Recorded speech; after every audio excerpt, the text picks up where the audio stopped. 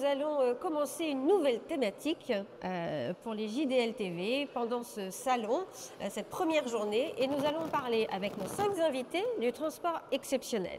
Alors autour de la table, nous avons Olivier Arrigo de la FNTR. Bonjour Olivier. Julie Billing de la société Rhenus. Bonjour Julie. Enchantée. Bonjour. Jérémy Bonneau de la société Istrans. Bonjour. Damien Duconi de la société Couturier et Valentin Loiseau de la société Scales. Bonjour Marie. Alors on va commencer avec vous Olivier. Déjà, vous pouvez nous rappeler rapidement, très rapidement, ce qu'est le convoi exceptionnel et puis après on rentrera un peu plus dans le détail sur votre rôle et les enjeux de la fédération. Très bien. Alors le convoi exceptionnel, c'est tout ce qui va sortir du standard du code de la route. Donc tout ce qui va être un peu plus grand, un peu plus large, un petit peu plus lourd, va rentrer dans cette grande famille du convoi exceptionnel. C'est une grande famille qui réunit quand même un certain nombre d'acteurs, un certain nombre d'entreprises qui sont spécialisées. Et aussi c'est une activité qui est ponctuellement réalisée par bon nombre d'entreprises disposant d'un plateau et qui va répondre à une demande client un peu plus ponctuelle. Donc voilà, tout ce qui ne rentre pas dans ce canal-là, donc c'est 16,50 m, schématiquement 16,50 m. En termes de tonnage, c'est jusqu'à 16,50 m de long, 2,55 de large et 44 tonnes, ça devient du transport exceptionnel. Et puis on va aller vers plus en plus de spécialités au fur et à mesure que le gabarit va augmenter et que le poids effectivement va augmenter. C'est lié à ces 3 critères-là, la longueur, la largeur et C'est effectivement les 3 critères. La hauteur n'est pas un critère dans la réglementation française, donc on ne tient pas compte de la hauteur. Il faut en tenir compte après en circulation pour évidemment que ça passe au bon endroit, au bon moment. Et si on a un des critères Si on a un des critères, on devient effectivement un transporteur exceptionnel et on rentre dans un niveau de réglementation supérieur à celui du transporteur conventionnel. Est-ce qu'on a déjà des éléments de marché sur ce transport exceptionnel aujourd'hui? Est-ce qu'il y a des données qui existent? Alors on a un régime qui veut qu'on passe par une autorisation. Donc normalement sur un plan administratif, on devrait pouvoir effectivement recenser qui fait quoi et dans quelle mesure et pour quel nombre de véhicules. Ces données sont gérées par notre administration centrale en l'occurrence au niveau des services de l'État et elles sont très perfectibles très clairement. Donc on a un volume qui est à peu près approximatif. En nombre d'entreprises, on peut estimer qu'on a une centaine d'entreprises, une centaine d'acteurs sur le marché français, donc d'entreprises françaises on s'entend, qui sont effectivement spécialisées, qui ont fait du transport exceptionnel leur spécialité, mais il y a ensuite toute cette frange de transporteurs conventionnels qui de temps en temps débordent sur le transport exceptionnel, donc c'est beaucoup plus diffus pour le poser de manière plus précise. Et ensuite on a ce fameux nombre d'autorisations qui sont délivrées.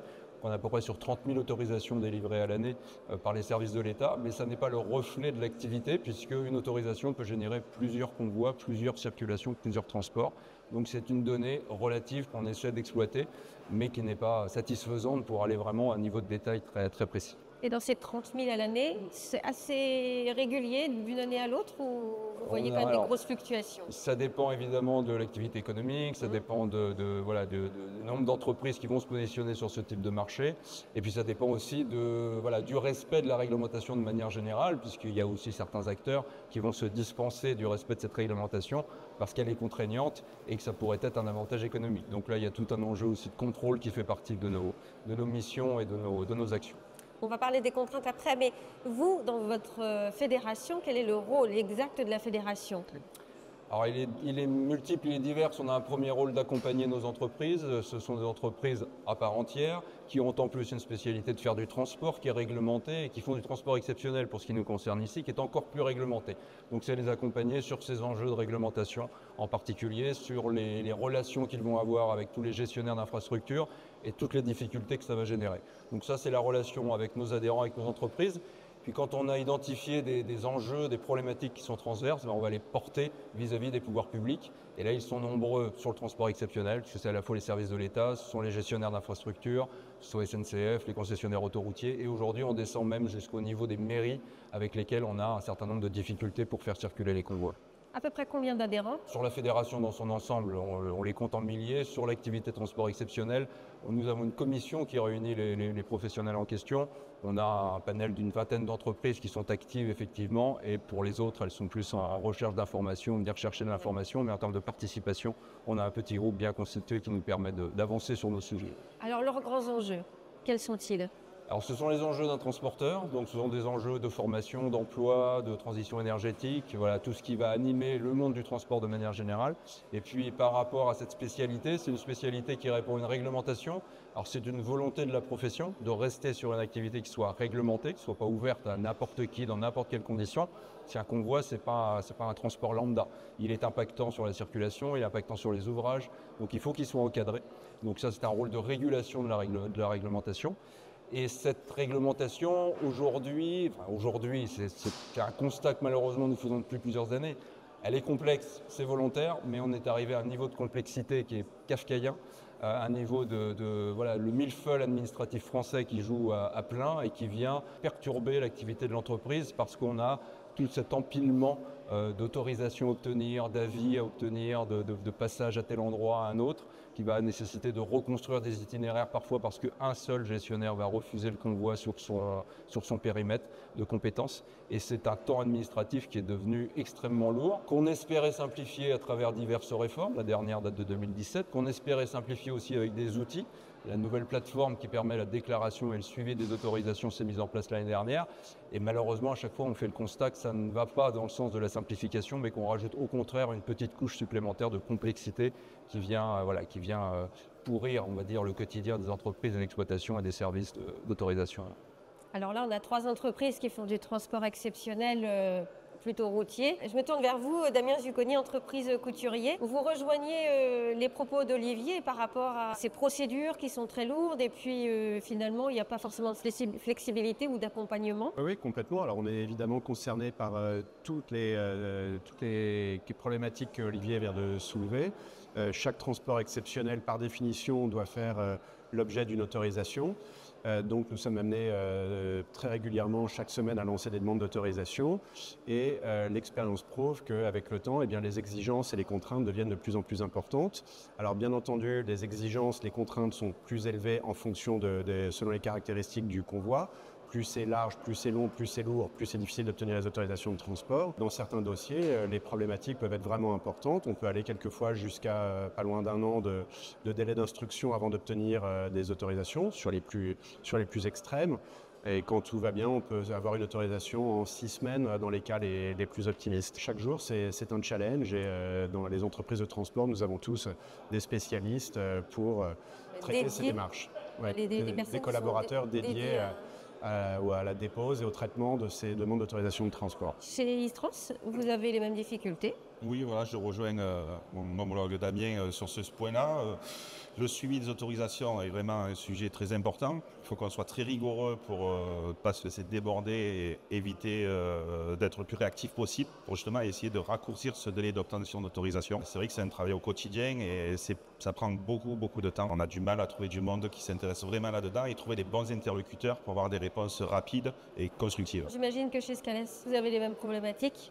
Je partage totalement les propos de mes confrères, évidemment. Et puis, si je peux ajouter quelque chose, je dirais que pour les projets complexes de type catégorie 3++, quand je dis plus, ça veut dire au-delà de 120 tonnes, effectivement, on est sur des délais de traitement qui peuvent dépasser les 6 mois, voire l'année.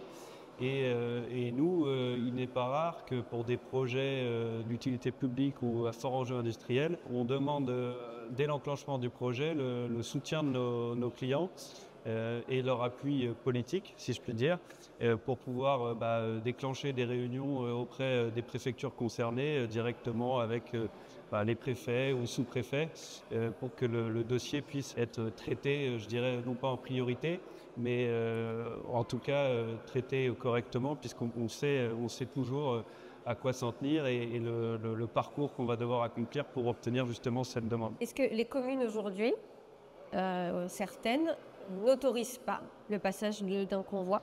La plupart du temps, non, mais on constate quelquefois que certains maires qui ont eu des expériences douloureuses avec des convois peuvent décider arbitrairement d'interdire le passage des convois dans leur commune. Et ça peut être difficile. Nous faisons partie de la FNTR Bourgogne et qui a mené une action dans une commune tout près d'ici il y a quelques jours pour essayer de convaincre un maire de changer sa position quant au passage des convois. Tout à l'heure, vous parliez d'une plateforme pour déposer ces autorisations qui a été mise en place il y a finalement peu de temps. Une année. Une année. Vous avez un peu un retour d'expérience à faire sur cette plateforme. Est-ce qu'elle est peut-être perfectible? Elle a peut-être aussi des points très forts. L'évolution qu'il y a sur cette plateforme, déjà pour nous, lorsqu'on pose les demandes, c'est qu'on a une carte maintenant où il est sélectionné les différents tronçons routiers que l'on veut emprunter. Mais après, on constate que lorsque c'est retranscrit en CERFA officiel que l'on envoie aux communes, cette carte disparaît. Donc, du coup, on se retrouve à devoir réexpliquer aux communes de traversée quel itinéraire nous devons emprunter. Et donc, ça fait double emploi. Pour compléter les propos de Jérémy, la plateforme, puisqu'on parle des effets négatifs, c'est qu'elle augmente considérablement le temps de dépôt des demandes. Donc le temps qu'on passait avant, il a largement été augmenté. Je rejoins un peu ces propos aussi sur les compétences, le temps alloué à faire cette partie du travail qui est obligatoire, mais qui coûte aussi forcément de l'argent pour une entreprise. Et à cela s'ajoute, pour revenir sur les communes, le système a intégré la consultation automatique de toutes les communes que vous traversez. Auparavant, lorsque vous déposiez une demande, seulement quelques communes nécessitaient d'être consultées au préalable, que vous puissiez obtenir votre autorisation, alors qu'aujourd'hui, il n'est pas rare que pour une demande, dans un département, on vous demande la consultation de 15-20 communes qui elles-mêmes n'ont pas forcément les compétences pour répondre, puisque vous pouvez traverser une commune de 500 000 habitants qui a toujours vu des convois exceptionnels passer chez elle, qui ne s'est jamais posé la question puisqu'on ne lui demandait pas son avis. Aujourd'hui, cette commune-là, on lui demande un avis de passage. Forcément, elle se pose des questions qu'elle ne se posait pas auparavant, à savoir est-ce que je peux autoriser le passage du convoi? Est-ce que la voirie dont je suis responsable, dont j'ai la responsabilité, elle est capable de réceptionner les charges qui sont indiquées? Et voilà, donc on assiste à des discussions qu'on n'avait pas avant et qui prennent un temps considérable et qu'on a du mal à expliquer aussi à nos clients, en tout cas à certains. Les communes, dans leurs aménagements, est-ce qu'aujourd'hui c'est pénalisant pour vous dans vos tracés? Selon les communes et selon les régions en France, en effet, c'est assez pénalisant. Par exemple, la Côte d'Azur est très problématique en ce moment, avec des aménagements. Bon, ça s'explique aussi parce que c'est une région très touristique. Donc, ils font des embellissements de la voirie avec des jardinières, des ronds-points aménagés. C'est très joli.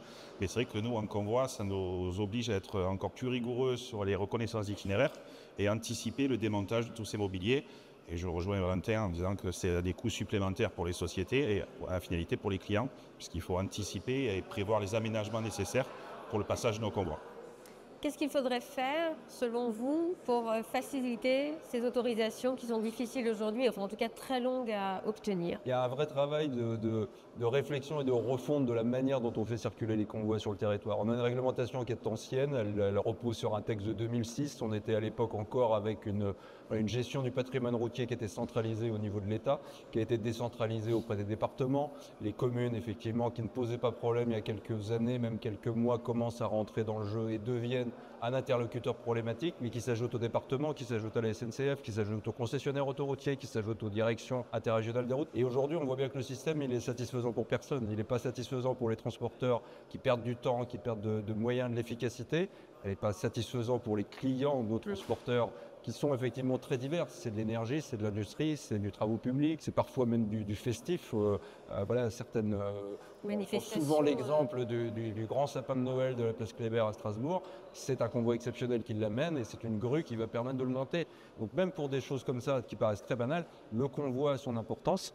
Et aujourd'hui, on voit bien que l'approche de Strasbourg pour ce fameux sapin pourrait être complètement arrêtée parce qu'un maire à 30 km de là pourrait décider que ça ne passe plus chez lui pour une raison X ou Y. Et puis on a aussi un phénomène de restriction des itinéraires parce que tel département, pour des raisons de maintenance de ses ouvrages, va déclasser un pont ou un viaduc ou quelque chose. Donc les convois ne passent plus à cet endroit-là, ils vont se reporter ailleurs. Et on voit par endroits comme ça une concentration.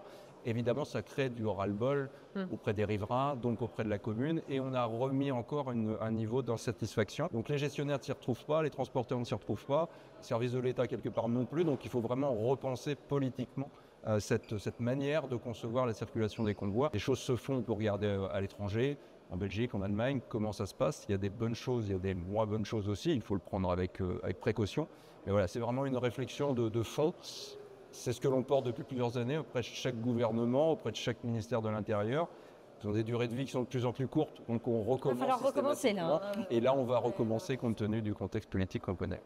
La transition énergétique, c'est J'imagine que vous êtes aussi concerné. Est-ce que c'est un impact fort? Alors peut-être déjà sur la profession au niveau global, puis vous, on verra dans vos entreprises ce que ça engendre. Oui, c'est un enjeu effectivement depuis de nombreuses années maintenant pour la profession qui a déjà beaucoup fait dans le sens de la transition énergétique. Donc c'est l'intégration des nouvelles motorisations, des nouveaux carburants qui permettent de faire mieux en matière d'émissions de gaz à effet de serre. Alors on a voilà, la perspective du tout électrique à un horizon qui reste un peu mal défini. Bon, aujourd'hui, ce n'est pas la solution pour le transport de manière générale. Alors pour vous situer à peu près, un peu chiffrer les choses, on a 0, quelque chose d'électrique dans la profession. On est plutôt sur le bas du spectre transport, véhicules légers, utilitaires légers. Et plus on va se rapprocher du transport exceptionnel, moins cette solution nous répond aux besoins des entreprises. Le gaz a connu un petit mouvement à une certaine époque et puis il est largement retombé. Il représente à peu près 3% du parc total des immatriculations. Et on a les carburants alternatifs qui, eux, répondent beaucoup mieux aux attentes des entreprises, mais avec des surcoûts par rapport à son équivalent gasoil. Donc ça dépend aussi de la capacité à faire passer cette transition énergétique en prix vis-à-vis des clients aussi. Donc une nouvelle contrainte quand même à gérer auprès de votre client. Je peux me permettre de compléter ce que disait Olivier à propos des biocarburants. Aujourd'hui, on se heurte aussi à un obstacle. On n'a pas encore les critères qui ont été attribués. Vous savez, les fameux critères qui permettent de circuler en agglomération. Sur le B100, je crois que le critère vient d'être attribué. Sur le XTL, il ne l'est pas encore. Oui. Donc, pour l'instant, on n'est pas prêt à passer au biocarburant non plus. Effectivement, l'électricité, c'est très limité, circonscrit aux entreprises qui travaillent en régional avec un circuit régulier, qui savent à quel endroit, à quelle heure elles vont recharger. Mais nous, transporteurs exceptionnels dans notre profession, c'est pas possible. Puis après, on pourrait penser à l'hydrogène, mais l'hydrogène, on n'est pas prêt. Et ce qu'on constate aussi, c'est que l'hydrogène risque d'amener du poids mort, donc à des matériels plus lourds. Et donc, si notre matériel devient plus lourd, la charge transportable devient moins importante. Chez Scalès, la transition énergétique, elle est appréhendée de quelle manière? Je dirais qu'au sens macro, nous, la solution alternative qu'on a trouvée tout de suite, c'était le report au multimodal, donc qui d'une certaine façon permet de diminuer notre empreinte carbone et puis aussi de pallier justement à ces contraintes administratives qu'on peut retrouver sur la route. Il faut savoir qu'aujourd'hui, quand on transporte quelque chose, nous, en fait, on est toujours à la recherche de la plus faible distance kilométrique sur la route, puisque longue distance égale beaucoup de problèmes. Donc ça, c'est un peu la solution numéro 1, je dirais. Après, au sens micro, on n'a pas noté non plus d'avancées notables en matière de biocarburants. Je dirais que ce n'est pas encore totalement compatible avec notre métier. C'est économiquement pas viable encore. Par contre, ici, du coup, on est tous au JDL. La capacité de l'entreprise, je dirais, à investir dans du nouveau matériel qui justement répond à ces nouvelles normes et qui nous permettent de gagner en efficacité sur la route en termes de charge ou autre, quelque part, c'est un pas vers la transition énergétique. Tout repose aussi beaucoup sur le matériel qu'on utilise et dans lequel on investit. On est dans un contexte de réindustrialisation. Il y a quand même des grands projets, notamment liés à la transition énergétique. Est-ce que vous en bénéficiez? Sur la partie énergie, oui, le convoi exceptionnel, c'est un acteur de la production d'énergie de manière générale. Donc ça n'est pas nouveau. Tout ce qui tourne autour de l'énergie, le nucléaire, que ce soit électrique, que ce soit éolien, que ce soit fait appel à du convoi exceptionnel par principe, par nature. Après, la réindustrialisation, c'est à mesurer parce que réintroduire une usine pharmaceutique pour produire du paracétamol en France, il y aura du convoi exceptionnel, mais à une phase d'installation de l'outil industriel. Après. En fonctionnement, le convoi exceptionnel va disparaître. Donc oui, la réindustrialisation, elle est nécessaire à une échelle bien plus large que nos activités. Damien, un grand chantier sur les derniers mois qui fait appel à de la réindustrialisation ou alors transition énergétique et qui vous impacte en termes d'activité? Alors plus que sur la réindustrialisation, nous sommes assez bien portés par les activités de génie civil en ce moment. Et dans les belles opérations que nous avons faites cette année, il y a eu des transports de tunneliers qui nécessitaient à chaque fois plusieurs centaines de camions. Un tunnelier, c'est jusqu'à 150 camions à peu près. Voilà, donc on a fait plusieurs tunneliers pour des métros. Dans quelle zone géographique? Sud-ouest de la France et en ce moment sud-est. Chez vous, Jérémy? Chez nous, c'est l'énergie qui nous tire quand même c'est énormément, avec des transports de transformateurs électriques qui sont en lien avec des parcs photovoltaïques installés dans les différents endroits en France. L'industrie nucléaire nous porte aussi avec des clients en chaudronnerie qui ont besoin d'acheminer des cuves ou des réacteurs ou d'autres composants de ce style. Là, cette année, on a fait différents transformateurs dans différentes usines. D'ici la fin de l'année aussi, on a beaucoup d'activités parce qu'il y a eu différents reports par rapport à des météos ou des contraintes de navires. Et du coup, la fin d'année s'annonce quand même assez intense. L'éolien, tu ne l'avais pas évoqué, est-ce qu'aujourd'hui c'est un marché c'est un peu tassé? Pour parler d'Istrans, l'éolien terrestre, on n'est pas positionné sur ce marché, c'est un choix de la société. Ensuite, avec les éoliennes offshore, de temps en temps, près des zones portuaires, il nous arrive de faire un peu de bruitage ou un peu de transport intersites. Mais voilà, ce n'est pas notre cœur de métier à proprement parler. Et chez Scales, Valentin, vous avez des exemples alors, en lien avec la transition énergétique ou avec l'industrie, avec des schémas logistiques assez complexes? L'exemple d'un projet qu'on a achevé il y a quelques mois maintenant, c'est un projet qui a lieu pour quelques années encore sur le site de Grand Puy, en Seine-et-Marne, une raffinerie totale qui, justement, dans le cadre de la transition énergétique, a fermé sa production de pétrole, le raffinement de pétrole, pour convertir et développer une unité de production d'hydrogène. Et dans ce cadre-là, nous, on est intervenu pour un client, Air Liquide, pour acheminer tous les composants, les gros composants de cette nouvelle unité de production depuis un port français.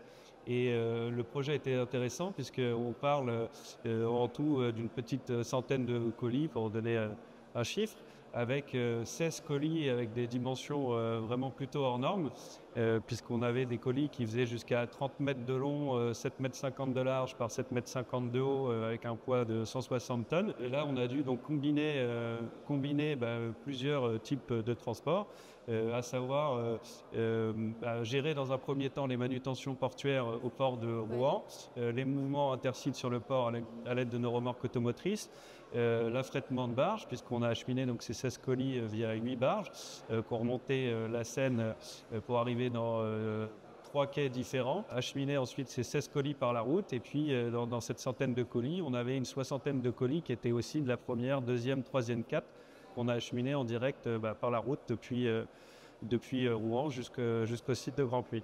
Oui, donc là, vraiment, on arrive même dans du multimodal, finalement. C'est ce que vous aviez dit tout à l'heure aussi, que c'était un élément, ce report multimodal, pour participer à cette transition et en tout cas avoir des convois moins émetteurs. Nous, notre positionnement, il est clairement axé sur le multimodal pour plusieurs raisons. La transition énergétique, le désir aussi du client de pouvoir lui livrer un projet clé en main, et nous de pouvoir maîtriser tous les acteurs de la chaîne logistique.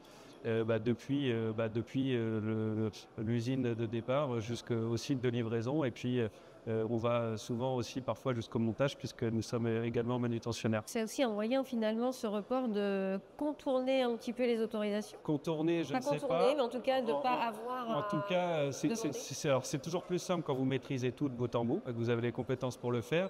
Et effectivement, notre expertise permet quelque part aussi de réduire justement ces trajets et donc de minimiser les risques sur la route. Donc le report multimodal, ça nous fait une bonne transition avec vous, Julie. Vous êtes de la société Rhenus, chargée de projet. Notre cœur de métier, c'est vraiment le transport de produits et de colis lourds, exactement, sur les voies d'eau. Sur la France, et vous allez... Sur la France et l'Europe. Il y a à peu près 40 000 km de voies navigables en Europe. On peut adapter à différents types de gabarits de bateaux. Et donc nous affrétons sur l'ensemble du réseau fluvial. Le transport fluvial a vraiment sa carte à jouer dans le convoi exceptionnel. Tout à fait. Vous n'êtes pas soumis aux autorisations comme pouvez-vous l'être en transport terrestre? C'est ça. Il faut voir le transport fluvial comme un complément dans la chaîne logistique de transport exceptionnel. On ne pourra jamais ramener une pièce du lieu de départ jusqu'au lieu d'arrivée par bateau. Il y aura toujours une partie de transport exceptionnel par route qui sera à prévoir. On est vraiment là en complément, intéressant sur la longue distance, notamment quand vous avez plusieurs pays à traverser, parce qu'en tant que transporteur fluvial, les bateaux n'ont pas besoin d'autorisation de transport dans les pays qui traversent. On va avoir bien sûr des contraintes, ce sera plus en termes de gabarit de bateau. Vous avez des axes principaux comme le Rhin, l'axe Saône-Rhône ou la Seine, où là on est sur du grand gabarit, donc vous avez des bateaux qui ont des ouvertures de cale jusqu'à 10 mètres de large, donc ça permet quand même de charger des pièces conséquentes, ou alors vous avez la possibilité de passer par des pontons, donc on va pouvoir transporter des pièces quand même de grandes dimensions sur la voie d'eau. Après, entre ces réseaux, malheureusement en France, on est connecté par un réseau petit gabarit, où là par contre on est beaucoup plus contraint en termes de dimensions. Quelles sont les contraintes quand même du transport fluvial? Alors, le poids, est-ce que c'est une contrainte? Le poids peut jouer. À l'inverse, on va avoir un souci, c'est si la pièce est volumineuse et n'a pas beaucoup de poids. Quand on est sur du transport fluvial, vous allez avoir le tirant d'eau, qui est important, donc c'est l'enfoncement du bateau dans l'eau, et le tirant d'air, donc c'est la partie qui dépasse. Donc les pièces qui n'ont pas suffisamment de poids, on va rester sur des hauteurs assez importantes. Et donc pour pallier ça, on va utiliser du ballast, où il y a des bateaux qui sont adaptés justement pour pouvoir ballaster et s'enfoncer suffisamment et pouvoir passer sous les ponts les pièces les plus hautes. Vous pouvez nous donner un exemple d'un grand transport et sur quel bassin c'est le plus favorable finalement de naviguer en voie exceptionnelle fluviale? Sur le Rhin notamment, puisque c'est là où on a le plus gros cœur d'activité, on va avoir beaucoup d'éléments d'éoliennes justement qui viennent des ports de mer et qui vont être amenés vers la France dans le Grand Est. Par la voie d'eau, que ce soit des pales ou des éléments des fûts d'éoliennes. On fait également tout ce qui est des turbines pour l'énergie. Il y a pas mal de choses de ces produits-là qui passent par la voie d'eau. Je peux vous donner un exemple, par exemple sur les pièces de GIE qui sortent de Belfort, qui sont chargées sur la plateforme de Neuf-Brisach. Vous avez, on va dire, la partie route entre Belfort et Neuf-Brisach, je crois que c'est à peu près dans les 4-5 jours de trajet route, parce qu'il y a toutes les contraintes liées au transport routier. Et ensuite, vous allez charger à Neuf-Brisach pour aller jusqu'à Anvers, où vous allez avoir 4-5 jours de navigation. Bon, là, on est quand même sur 800 km de navigation, sans contrainte, justement, sans besoin de démontage d'obstacles. Et voilà, de manière, vous allez traverser plusieurs pays sans avoir de contrôle aux frontières. D'autorisation comme on peut l'avoir sur le terrestre. Voilà. Et en termes de coût, est-ce que ça a un impact, fluvial? Passer par du report modal peut avoir un coût. Vous allez avoir des ruptures de charge. Donc c'est vrai que si vous avez un camion qui va de A à B, c'est beaucoup plus direct et il y aura moins de surcoût sur la partie. Alors que quand vous passez par du report modal, vous allez avoir le prix de la manutention au chargement, au déchargement, le prix de la barge. Ce qu'il faut voir, c'est vraiment le dossier logistique dans son ensemble. Donc pour le transport exceptionnel, c'est tous les surcoûts que vous allez avoir liés aux autorisations de transport et que vous comparez avec une solution de report modal. Donc selon les types de pièces, ça peut tout à fait valoir le coup de passer par une solution fluviale. Vous êtes d'accord avec ce point de vue? Oui, alors je dirais quand même que quelquefois, les deux solutions ne sont pas vraiment en concurrence parce qu'on n'a quelquefois tout simplement pas le choix. Quand ça ne passe pas par la route, vous êtes obligé de passer par le fluvial. Quand on transporte des colis de plusieurs centaines de tonnes, il faut minimiser absolument la distance par la route et chercher le port le plus proche pour utiliser la voie fluviale. Après, une des limites, donc le transport fluvial est un moyen très performant partout où il y a un réseau d'eau. Par contre, la moitié ouest de la France est assez peu équipée, enfin équipée, c'est pas le bon terme, mais il n'y a pas de réseau fluvial dans la moitié ouest de la France. Donc là, on arrive plutôt par les façades maritimes quand on veut aller livrer dans l'ouest de la France. Voilà, mais pour toute la moitié est, comme le disait Julie, effectivement, le réseau fluvial est très, très développé et offre beaucoup de solutions pour des colis très encombrants. C'est complémentaire, comme on l'a vu sur le projet dont vous avez parlé avec Air Liquide. C'est vraiment un complément et finalement, vous n'avez pas vraiment le choix. Il faut faire du report modal parce que techniquement, ça ne passe pas. Et on travaille d'ailleurs beaucoup ensemble. On a abordé la transition énergétique et ses nouveaux carburants. Et vous, en termes de transport fluvial, est-ce qu'il y a des expérimentations, des progrès qui ont été faits ou qui sont en train d'être développés? Effectivement, le groupe Rhenus est aussi acteur dans cette logistique de décarbonation sur les différents métiers dans lesquels il travaille et notamment sur la partie fluviale. On a notamment un grand projet structurant pour la partie fluviale, la construction de nouveaux convois poussés. Qui fonctionnent avec des énergies hybrides, hydrogène et pile lithium. C'est des bateaux qui sont en construction, qui sont en train de passer les phases de test et qui pourront bientôt être utilisés sur le Rhin principalement. Vous travaillez avec la VNF? C'est l'organisme qui s'occupe de l'entretien et de la gestion de l'ensemble du réseau fluvial en France. Donc on est effectivement en contact avec eux. Ils sont peut-être aussi moteurs entre guillemets, sur ces nouvelles énergies? Oui, tout à fait. Ils sont moteurs et ils sont aussi partie prenante parce qu'ils ont mis en place des plans d'aide de report modal. D'une part pour les logisticiens ou les chargeurs qui aimeraient tester la voie d'eau avec des subventions pour leur permettre de faire ces phases de test. Et dans la construction avec un programme qui aide à la modernisation de la flotte, où justement les grands projets on appelle ça de rétrofit, donc de modification des motorisations par exemple, peuvent être subventionnés en partie par les aides de VNF. De votre côté, il n'y a pas de subvention sur le transport routier, Christophe? Très peu. Enfin, c'est insignifiant. Non, il n'y en a pas. C'est pas ça qui fait la décision. Oui. Ouais, d'investir ou pas. Est-ce que vous souhaitez ajouter quelque chose par rapport au transport, au report multimodal? On est routier, la Oui. Fédération nationale des transports routiers, donc effectivement on est sur la route. C'est pas pour autant qu'on a les deux pieds dans le même sabot et les professionnels cherchent de toute façon la solution la plus efficiente, la plus efficace pour répondre à la demande de leurs clients. Donc si le fluvial ou le ferroviaire, qui a d'autres limites et qui est peut-être un peu moins performant, mais le ferroviaire peut répondre à ce besoin, il sera utilisé. Donc il n'y a pas de concurrence modale comme ça est souvent présenté. C'est même pas un report modal, c'est véritablement la construction en multimodalité, en utilisant les moyens qui sont les plus efficaces et les plus efficients au bon moment. C'est vrai sur les carburants, sur les motorisations pour la partie routière, et c'est vrai sur l'utilisation de cette multimodalité. Un petit mot de la fin, chacun, sur les besoins de votre métier. Alors, en synthétisant, tout à l'heure, on a parlé effectivement des autorisations. C'est national, ça c'est même pas forcément propre au transport, mais aujourd'hui on est à la recherche de simplification, je dirais administrative. On est dans un système, comme Olivier l'a bien expliqué, qui est en cascade et qui est indigeste pour tout le monde, pour les gestionnaires y compris, et les représentants de l'État. Après, je dirais ce qui est un peu difficile aussi dans notre métier, c'est la perte de compétences. On est quand même un secteur de niche. Le transport exceptionnel, ça ne pèse pas non plus par rapport au transport conventionnel grand-chose. Donc c'est un métier de spécialiste, de passionné, qui est difficile parce qu'il est très contraignant. Et c'est vrai qu'aujourd'hui, je pense que tous mes confrères seront d'accord autour de la table pour dire que le recrutement est un enjeu majeur, je pense, pour les années à venir. Et puis le multimodal, dont on a bien parlé ensemble. Damien, un mot de la fin? On a un métier qui est très consommateur de matériel et avec la crise en Ukraine en 2022, les matériels ont flambé, les prix ont flambé. On a eu plus 30 à 40% sur les prix de tous nos matériels. On essaie de les répercuter à nos clients, mais on est aussi dans un contexte concurrentiel qui font qu'on ne fait pas toujours ce qu'on veut avec nos niveaux de prix. Voilà, donc ça aujourd'hui c'est un vrai enjeu pour nous de pouvoir continuer à s'équiper parce que c'est indispensable de rester à la pointe de la technologie et en même temps de rester sur des dépenses qui sont raisonnables par rapport à ce que l'entreprise peut se permettre de supporter et ce que nos clients sont prêts à payer aussi.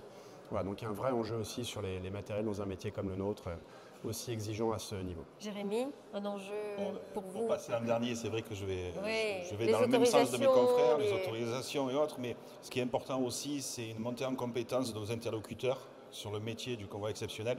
Je parlais vraiment aussi par rapport aux services d'État, les DDT, les CD, qu'on ait des interlocuteurs qui comprennent notre métier, où on puisse parler d'égal avec eux pour faciliter les échanges et faciliter l'avancée des dossiers. Pour tous avancer dans le même sens et qu'il n'y ait pas de raté, parce que des fois on a des autorisations et on a aussi quelquefois des petits problèmes sur la route, imprévus, inopinés.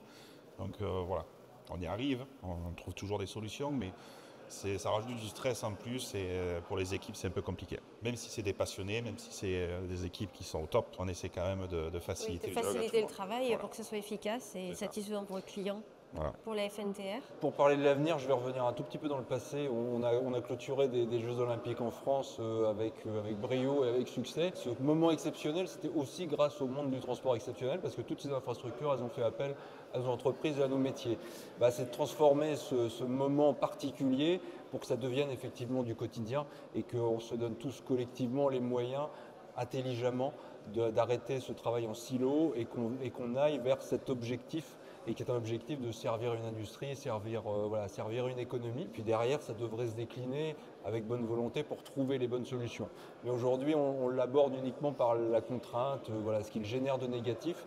Évidemment, on va lui rajouter des bâtons dans les roues, mais on perd cet objectif général qui est quand même l'essentiel et qui dépasse aussi nos petites missions les uns et les autres de transporteurs, de fédérations et autres. Ce grand chantier des JO, ça s'est passé facilement pour tous les acteurs qui ont contribué en transport exceptionnel? Alors, des retours que j'ai pu avoir, pas forcément si facilement. C'est-à-dire que Valentin l'évoquait, parfois on est obligé de passer le coup de fil qui va bien pour débloquer tel ou tel matériel, telle ou telle grue, parce que quelqu'un, quelque part, a décidé que ça ne passait pas, alors que ça participe d'un enjeu qu'on pouvait penser supérieur et totalement incontournable. Donc oui, on peut se retrouver, le grain de sable peut vraiment gripper la machine, et la nécessité de déployer des moyens aussi énormes, c'est juste rageant par rapport à cet objectif. Julie, pour vous, l'enjeu principal là maintenant? L'enjeu principal pour nous, c'est vraiment de faire connaître la multimodalité. Comme je le disais au début de mon intervention, on n'est pas là pour remplacer un mode de transport par l'autre. On est vraiment, que ce soit le ferroviaire, le fluvial ou le routier, on est complémentaires pour essayer de créer des nouveaux schémas logistiques. Et donc j'invite vraiment les chargeurs et logisticiens à se pencher sur ce volet report modal qui représente quand même de nombreux avantages. Surtout quand on voit le réseau fluvial qu'on a en France, on a quand même la chance d'avoir un beau réseau fluvial, certes pas dans l'ouest, mais dans le reste de la France, avec des plateformes multimodales à proximité. Donc je pense qu'il y a encore beaucoup de potentiel pour le développer. Merci à tous les 5.